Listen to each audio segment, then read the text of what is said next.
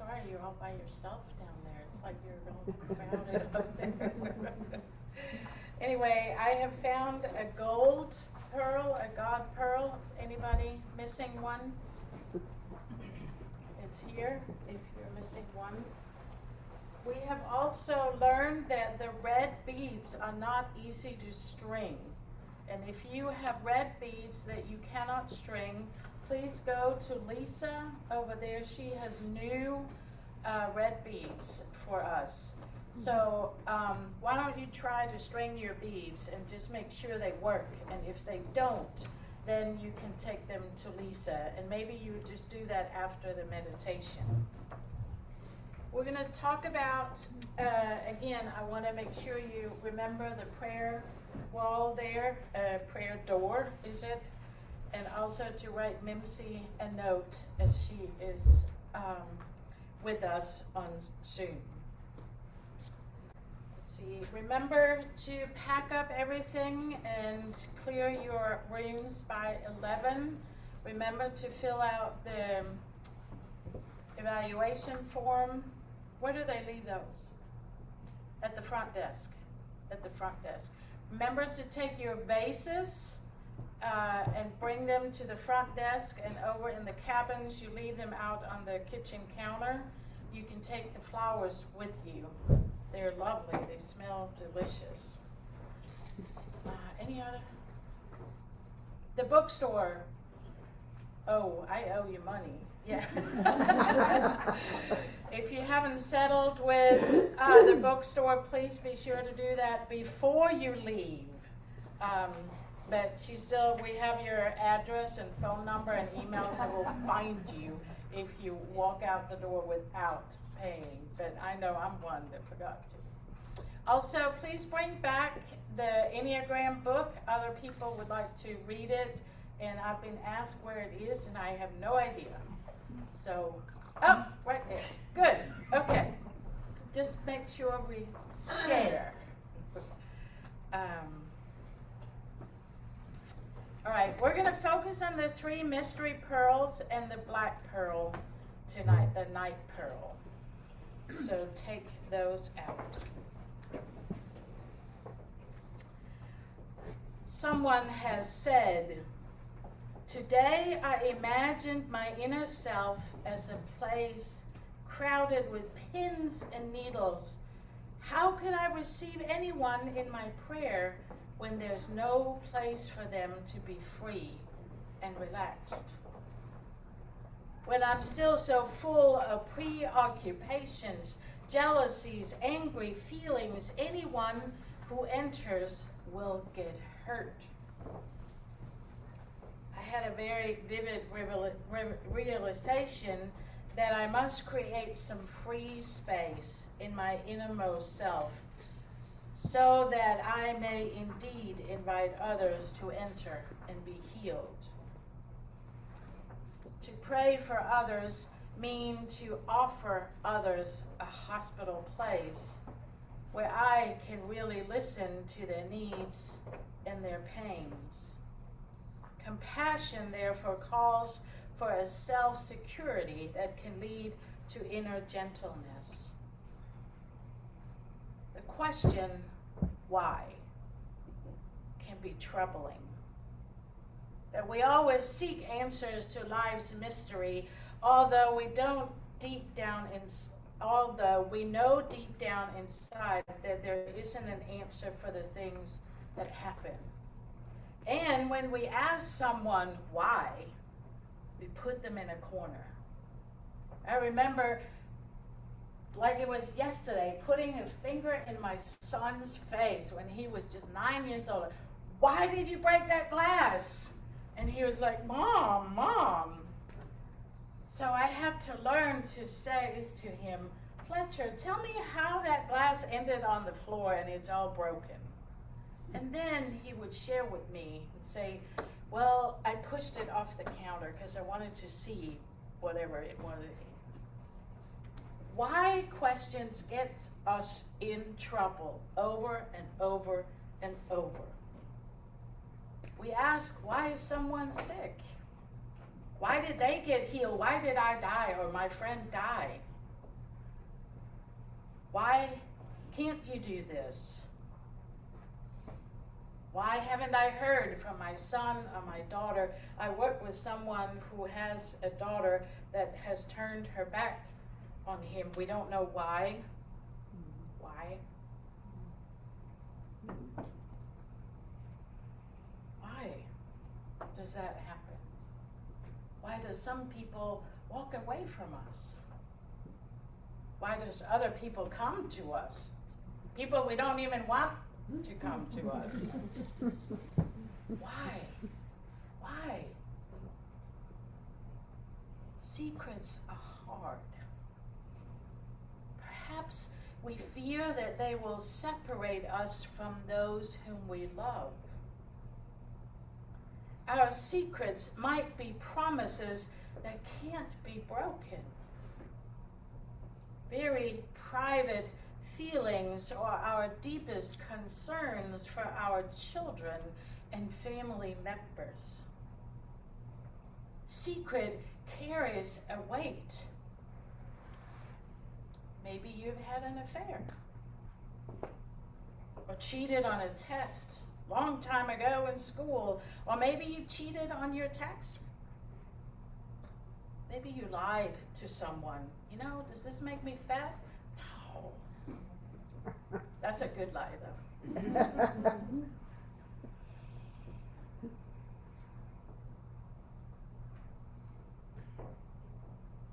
Maybe you have been abused and are too afraid to tell someone. Maybe you have an addiction you don't want to let anybody know about. What you need to know, that even in your deepest secrets, God is always there for us to share our secrets with, in light and in darkness. Now, He already knows them, but it's about confessing our secrets to God. Perhaps we may see our deepest secrets as our most private meeting with God.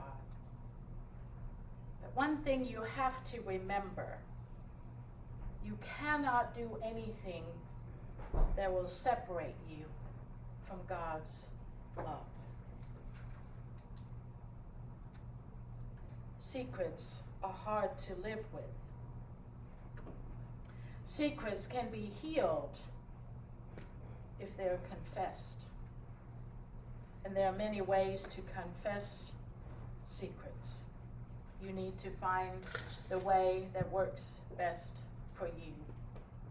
An opportunity you have tonight is to write something and put it in the white box. And I will take those notes and throw them into the fire at the end of the evening. The night pearl. Have you ever felt like you could not breathe?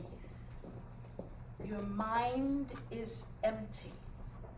You're locked in a nightmare of darkness and break out in cold sweat and feel like you're tumbling into a bottomless pit.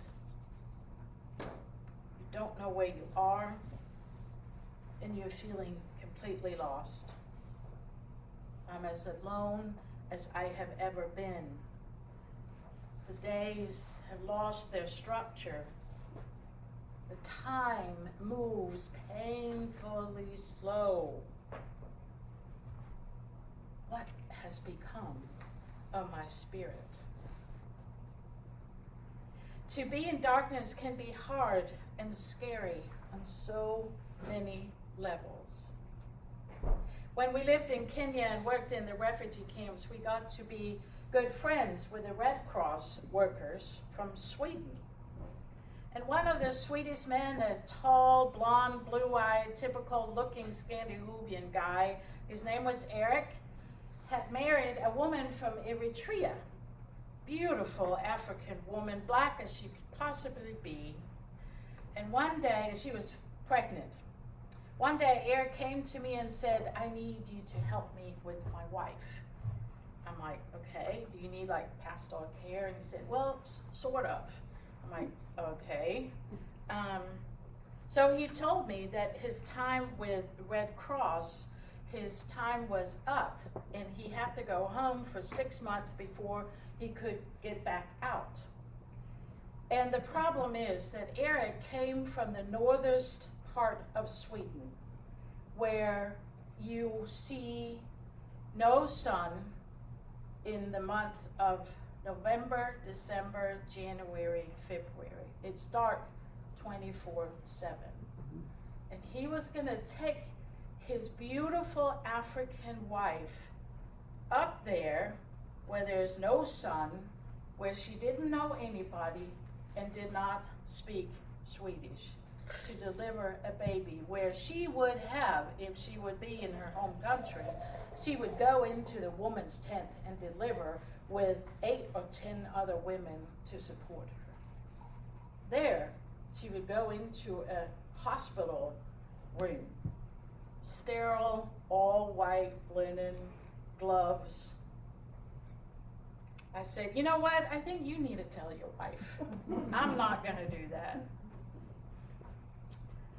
I never knew what happened, but we didn't keep up with him. But I have thought of this poor woman many, many times.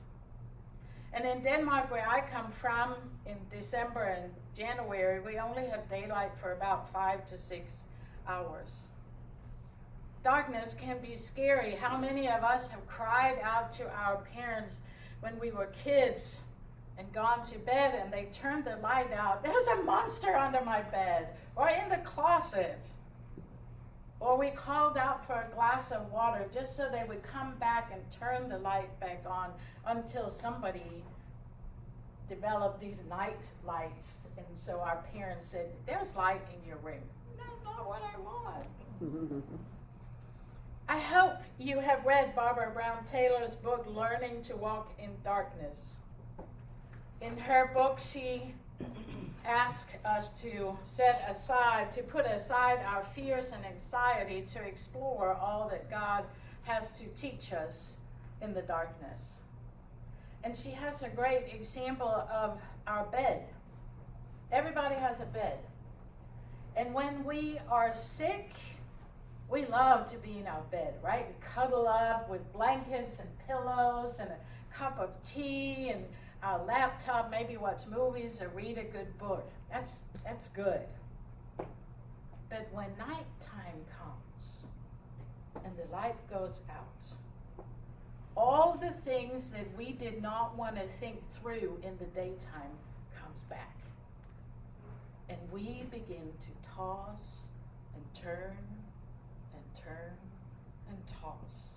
In our family, we call it, we grill chicken all night long, as we keep rotating and rotating.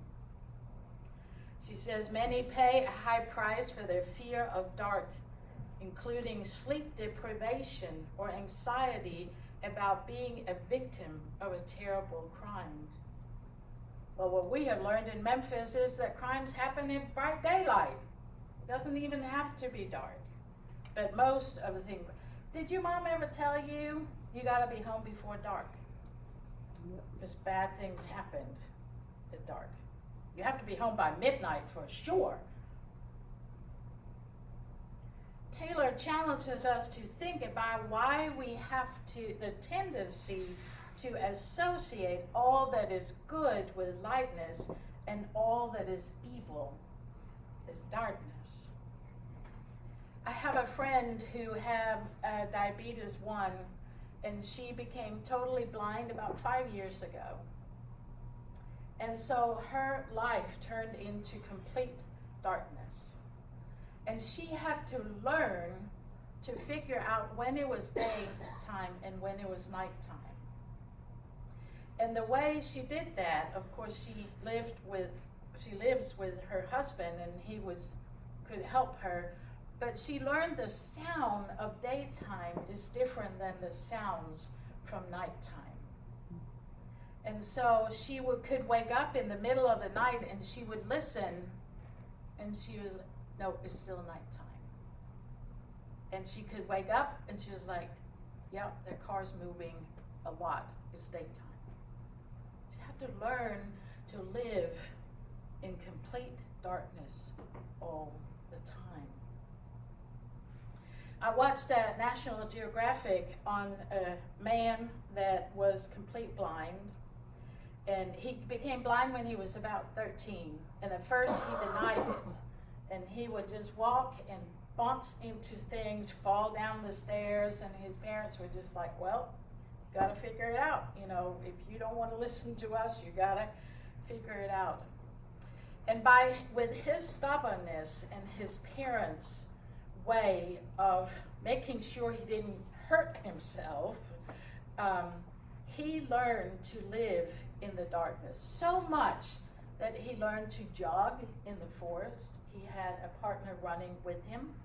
He learned to bike behind someone that was biking right in front of him. He climbed Mount Everest as a blind person. You can Google it, just the man that climbed Mount Everest as a blind man. I mean, that is scary enough to climb Mount Everest, but do it without being able to see. We've got to learn to befriend the darkness. Martin Luther King said, only when it's dark enough can you see the stars. And we who live in the city, we rarely see the stars because of all the light. Good things do happen in the darkness. A baby is being formed in darkness. Butterflies are being created in the darkness of a cocoon. When we plant tulips deep down in the soil, even if we plant them upside down, they find a way up to the light. The light is guiding the bulb to turn around and to come on up. I'll be honest to say that I have been sad and I have been depressed in my life, but I have never had the darkness of the soul. But my sister did about 25 years ago. She went into a deep, deep darkness. She could do absolutely nothing. Her husband had to tell her to get out of bed. He had to tell her to sit up and swing her legs out. And he had to tell her, now you need to stand up. He would walk her to the bathroom and sit her down to the toilet. And he would say to her, you need to let go. And then she would go. He would pick her up, put her in the shower, turn the water on, soap in her hair, and she just stood there until he came back.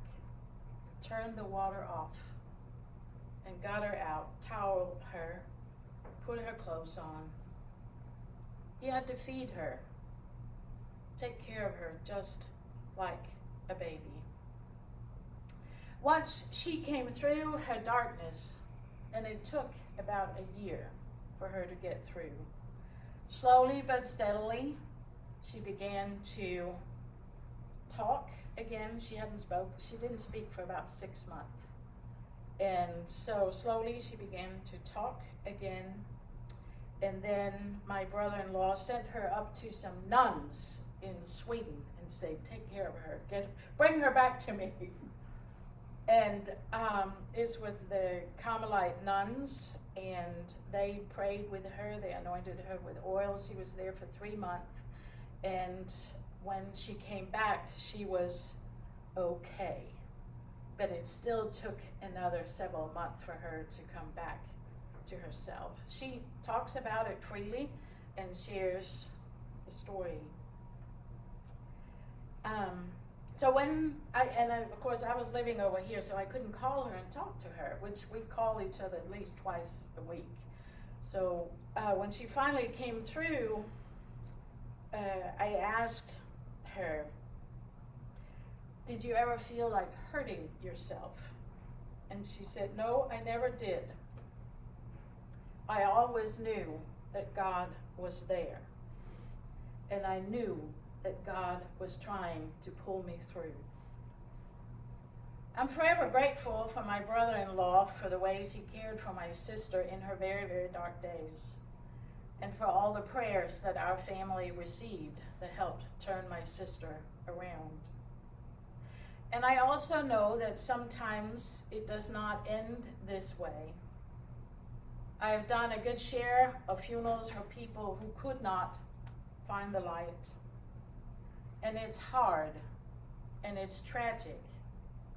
But we can never blame ourselves when someone decides there is no way out and they take their life. Suicide is terrible and selfish act, and it often leaves us in darkness asking, why? Why? Why? But for those of us who have been left behind, there's always a way out of the darkness. God sent his Son to show us love and light.